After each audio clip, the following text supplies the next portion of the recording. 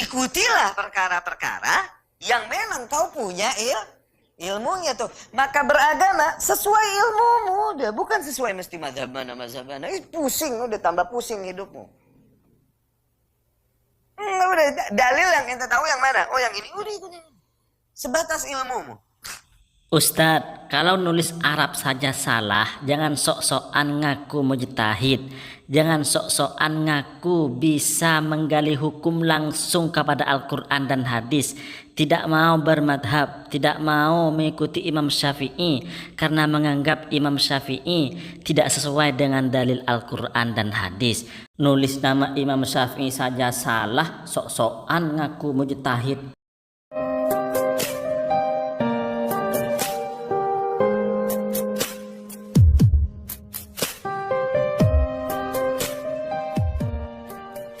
Assalamualaikum warahmatullahi wabarakatuh. Ustadz Wahabi ini berpendapat dan menyatakan bahwa pencari ilmu tidak harus mengikuti madhab tertentu. Artinya pencari ilmu tidak harus bermadhab.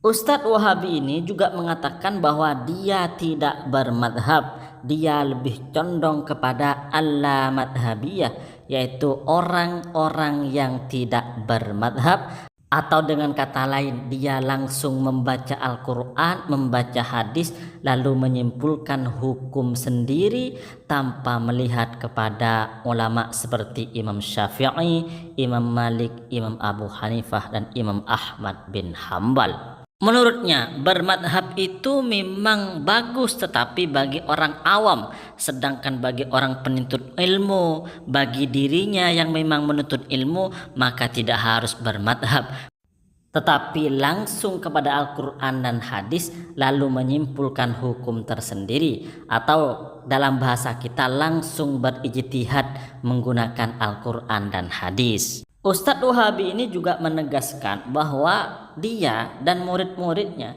itu mengamalkan, keharusannya adalah mengamalkan sesuai dengan pengetahuannya saja. Misalnya tahu dalil satu, ya itu aja dilakukan. Tidak harus mempelajari pendapat-pendapat madhab seperti Imam Malik, Imam Syafi'i, Imam Abu Hanifah, dan Imam Ahmad bin Hambal. Intinya sepemahaman saya, bagi dia dan murid-muridnya yang memang pencari ilmu, maka bacalah Al-Quran, bacalah hadis, lalu simpulkan hukum sesuai pemahaman sendiri. Anehnya dia mengaku sebagai salafi, mengaku sebagai pengikut ulama salaf, dan mengajak beragama sesuai dengan faham ulama salaf. Nah ini kan kayak kontradiksi seperti itu ya. Oleh karenanya sebelum kita masuk kepada pembahasan dan masuk kepada tanggapan santri Ahlus Sunnah wal Jamaah, mari kita tertawa bareng-bareng.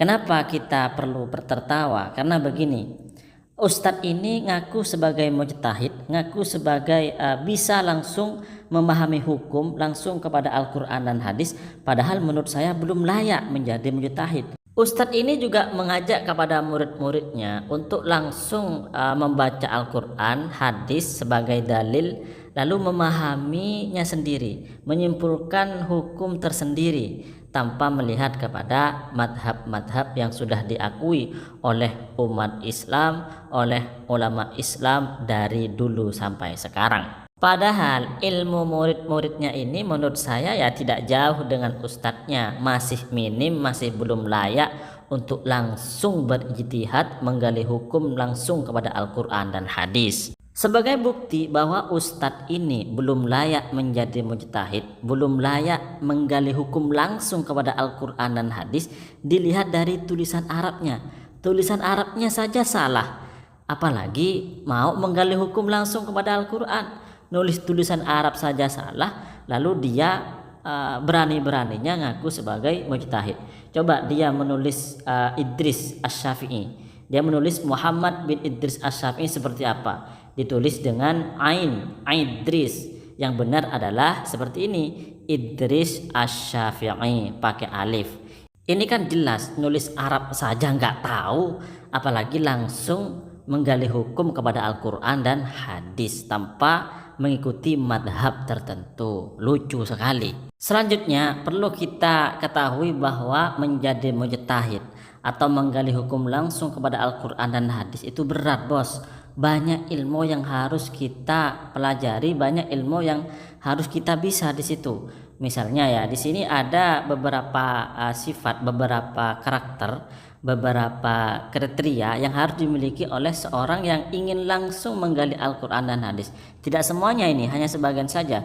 Misalnya yang pertama adalah baligh, punya akal, punya kemampuan, memiliki pemahaman, memiliki tahu tentang dalil akli, dan juga memiliki pemahaman yang luas, yang bagus di dalam bahasa, tentunya bahasa Arab, dan juga mengetahui tentang ijma, di mana saja umat Islam atau ulama yang sudah ijma, tahu nasikh mansuh, tahu tentang sebab-sebab nuzulul Quran, nuzul ayat ya, sebab-sebab turunnya ayat, atau bahkan sebab-sebab hadis, asbabul wurud kalau dalam masalah hadis, dan juga tahu tentang syarat mutawatir, hadis ahad, hadis sahih dhaif, dan juga mengetahui tentang keadaan rawinya ini bisa diterima atau tidak, walaupun itu nanti mengikuti ulama yang memang paham masalah itu.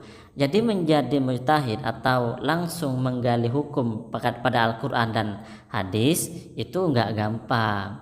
Ulama-ulama seperti Imam Suyuti saja itu masih bermadhab. Beliau alimnya luar biasa, dan ulama-ulama yang lain. Lalu ada ustadz yang mungkin hanya lulusan S1 di Madinah, gembar-gembor tidak usah bermadhab, gembar-gembor langsung kembali kepada Al-Quran dan hadis, menggali hukum langsung kepada Al-Quran dan hadis, padahal dia mungkin membaca hadis-hadis Nabi, membaca kitab Sahih Bukhari saja belum hatam. Barangkali dia hanya membebek kepada syekh-syekh Wahabi yang ada di Arab Saudi, Syekh Albani, Syekh Utsaimin, dan lain sebagainya. Sebagai tambahan ilmu bagi kita, mujtahid itu sebenarnya banyak macamnya, dan ulama itu berbeda pendapat mengenai pembagian mujtahid. Ada yang mengatakan 5. Di sini saya hanya menjelaskan ada pendapat yang mengatakan mujtahid itu ada 3. Yang pertama mujtahid mutlak. Mujtahid mutlak ini mujtahid yang langsung menggali hukum kepada Al-Quran dan hadis, lalu meletakkan usul fikihnya seperti apa. Itulah ya, itu namanya mujtahid mutlak seperti Imam Syafi'i. Lalu di bawahnya itu imam mujtahid madhab. Nah, ini mujtahid madhab ini masih mengikuti imamnya, seperti Imam Muzani. Imam Muzani itu mujtahid dalam madhab. Beliau mengikuti pendapat dari Imam Syafi'i. Lalu di bawahnya ada mujtahid fatwa, seperti misalnya Imam Nawawi, juga beliau ini mengikuti Imam Syafi'i. Nah, imam-imam atau ulama-ulama seperti Imam Nawawi yang memiliki kealiman luar biasa, kitabnya diakui, kemanfaatannya, keluar biasaannya, atau seperti Imam Muzani, ini saja bermadhab mengikuti Imam Syafi'i. Lalu ada orang atau ustadz-ustadz yang hanya belajar S1 di Madinah itu lalu ngaku tidak bermadhab. Ini kan lucu, langsung kepada Al-Quran dan hadis. Ini kan lucu sekali. Lalu mereka ngaku sebagai salafi, pengikut ulama salaf. Padahal yang benar ya, yang mengikuti Imam Syafi'i itu yang salafi, yaitu pengikut ulama salaf, yaitu Imam Syafi'i, karena Imam Syafi'i adalah ulama salaf. Nah, biar kita lebih banyak wawasannya, di dalam akidah Ahlus Sunnah wal Jamaah itu ada istilahnya usul fikih. Nah, dari usul fikih ini kemudian nanti lahir fikih. Nah, ulama fikih yang diikuti atau madhab fikih yang diikuti itu ada 4. Ada Imam Hanafi, Hambali, Maliki, Syafi'i. Madhab Hanafi itu kebanyakan dalam akidah adalah Maturidi, ikut Imam Maturidi. Sedangkan Hambali itu Asy'ari, mengikuti Imam Asy'ari, Maliki Imam Asy'ari, dan Asy-Syafi'i Imam Asy'ari. Sedangkan Wahabi, ini akidahnya Wahabi, itu memang ke atasnya tidak bermadhab. Mereka itu putus secara keilmuan kepada ulama salaf, kepada sahabat Rasulullah, dan kepada Rasulullah Sallallahu Alaihi Wasallam. Wahabi mengikuti Syekh Ibnu Taimiyah. Syekh Ibnu Taimiyah bukan ulama salaf. Wahabi mengikuti Syekh Muhammad bin Abdul Wahab. Syekh Muhammad bin Abdul Wahab juga bukan ulama salaf. Apalagi Syekh Albani, Syekh Utsaimin dan lain sebagainya itu bukan ulama salaf. Maka sekali lagi kita tegaskan bahwa bermadhab mengikuti madhab yang empat, Imam Hanafi, Maliki, Syafi'i dan Hambali, itu berarti kita mengikuti ulama salaf. Karena Imam Abu Hanifah, Imam Malik, Imam Syafi'i dan Imam Ahmad itu adalah ulama salaf dan salafi hakiki. Sedangkan pengikut Syekh Ibnu Taimiyah, apalagi Syekh Albani, Syekh Utsaimin dan lain sebagainya, itu bukan ulama salaf tapi syekh-syekh Wahabi. Lalu apakah bermadhab itu ada dalilnya? Banyak. Saya sebutkan satu saja yang ada di dalam Al-Quran. Ada ayat Al-Quran begini bunyinya, fas'alu ahla dzikri in kuntum la ta'lamun. Maka bertanyalah kepada orang yang mempunyai pengetahuan jika kamu tidak mengetahui. Di dalam masalah agama tentu yang paling tahu adalah ulama salaf seperti Imam Syafi'i dan lain sebagainya, dan kita harus mengikuti mereka, mengikuti Imam Syafi'i, mengikuti Imam Maliki, Hambali atau Imam Abu Hanifah.